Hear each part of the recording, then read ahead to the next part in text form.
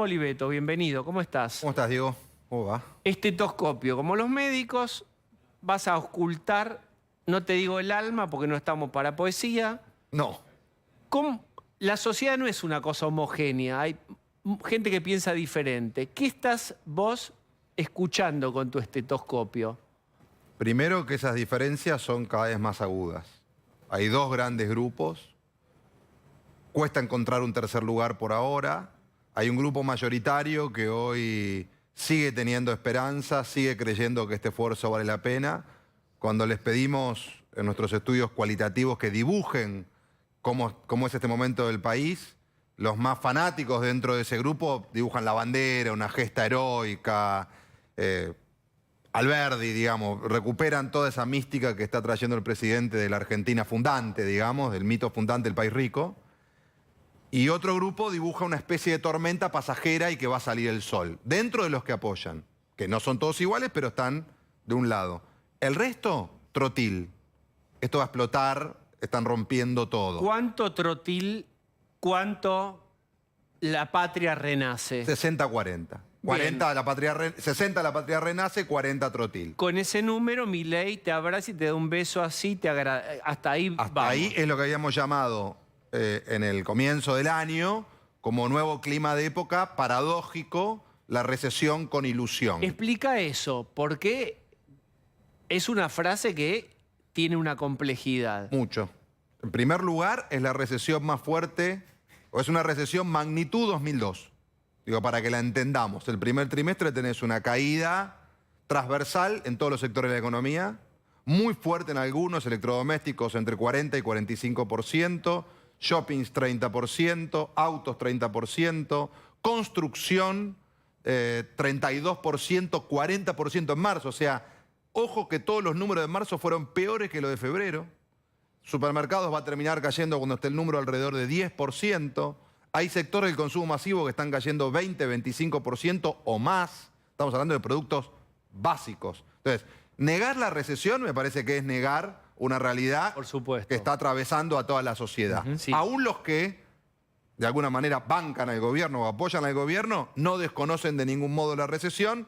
La diferencia es, ellos sostienen que esta vez vale la pena, que es un esfuerzo que tiene sentido, básicamente digo por recuperar en el imaginario de futuro.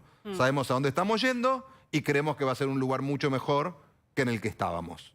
Y que mis hijos no se van a tener que ir del país y que a la larga va a volver la movilidad social ascendente y que la Argentina va a crecer y vamos a vivir mejor.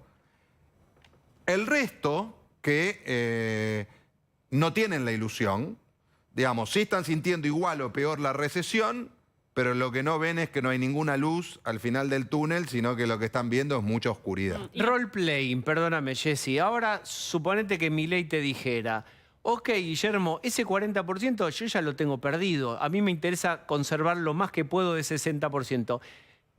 ¿Qué es eso que si yo hago o si pasa, empiezo a perder ese 60%? Lo primero que yo miraría es qué pasa con el indicador del desempleo.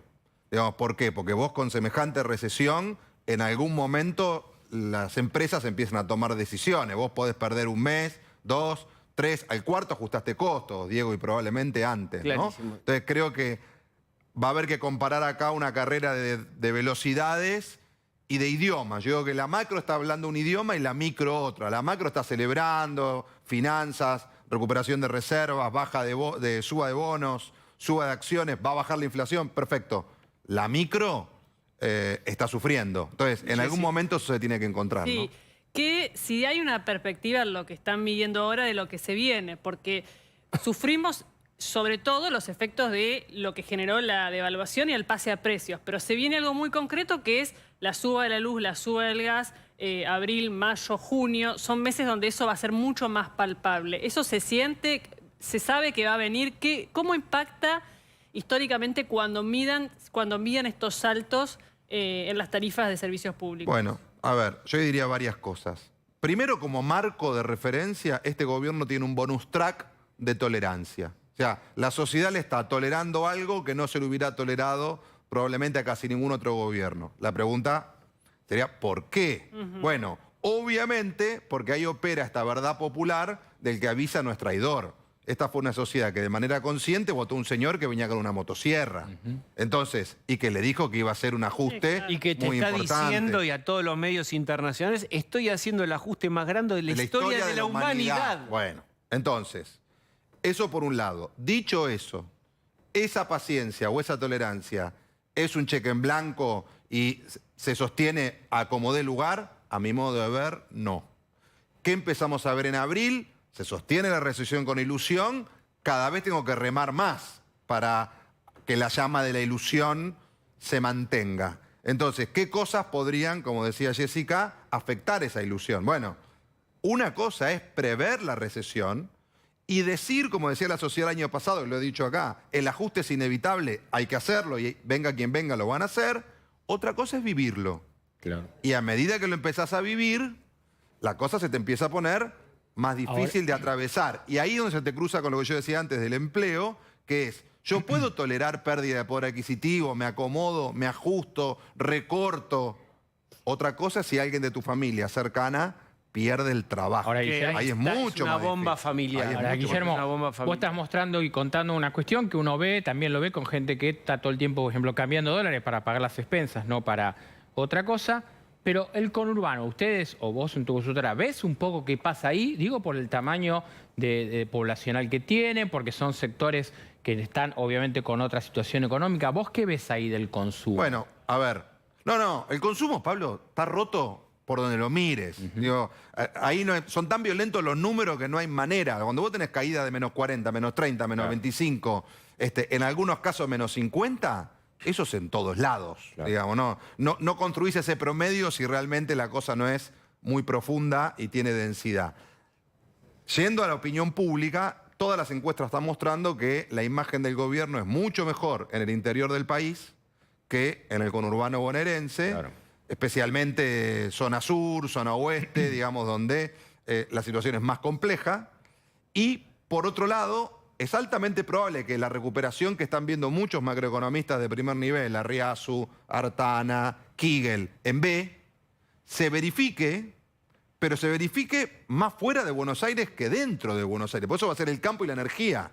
En cambio, O sea, el consumo... exportación, básicamente dólares de exportaciones, Sí. no del consumo. El consumo nosotros lo estamos viendo más. Pipa de Nike, con suerte. Es decir, Día de la Madre, Navidad... El mercado está hablando de la revancha del 2025. O sea, están esperando... Este año, Diego, es un partido en la altura. Cuchillo entre los dientes, todo colgado al travesaño. Empatar es negocio. Y nadie está empatando. Yo no estoy diciendo que esto es 2002. Estoy diciendo que el primer trimestre es magnitud 2002. Creo que el año no va a ser todo como el primer trimestre. Y por otro lado diría, mejor que no lo sea. Porque si todo el año fuera como el primer trimestre, bueno... sería muy difícil sostener la ilusión. Y me parece ¿no? además, Guillermo, que el gobierno está tomando nota de la reacción contra las prepagas por los aumentos. Bueno, es una novedad en el menú. Esa cosa del libre mercado, que era la propuesta de campaña y de los primeros tiempos, es nosotros los estamos viendo cartelizarse. Hubiera sido una blasfemia hablar de cartelización para La Libertad Avanza hace un tiempo. Está tomando nota que son balas que entran en la clase media y en todas las clases sociales. Es que, Diego, me parece que ya había habido alguna señal cuando se juntaron con las compañías de consumo masivo y los supermercados. Al final de lo que propuso Caputo, algunos supermercados empezaron a hacer eso, que es desarmar las ofertas de 3x2, 4x3, todo eso, y armar oferta por un producto. El otro día veía un supermercado que tenía una oferta, una palta. Digamos, eso te hace acordar a cigarrillos sueltos, digo, a ese tipo de cosas, ¿no? Entonces, me parece que el gobierno, después hay que ver cuál es la herramienta, cuál es la manera y cómo se dan todos los debates, sí tiene que... O sea, no podés seguir teniendo la macroeconomía tan disociada de la microeconomía, porque al final eso tiene puentes conectores y un día te pasa factura. De la misma manera que la macro, cuando estaba tan descalibrada, te pasó una factura de 211% de inflación que afectó obviamente la microeconomía, ¿no? Entonces, pueden tener un tiempo de estar separados, pero al final tenés que empezar a construir los puentes, porque no nos olvidemos que la gente sabe mucho más de microeconomía que de macroeconomía. Guillermo Oliveto, gracias por haber venido hoy. Un placer. Vamos a Gracias. hacer una tanda.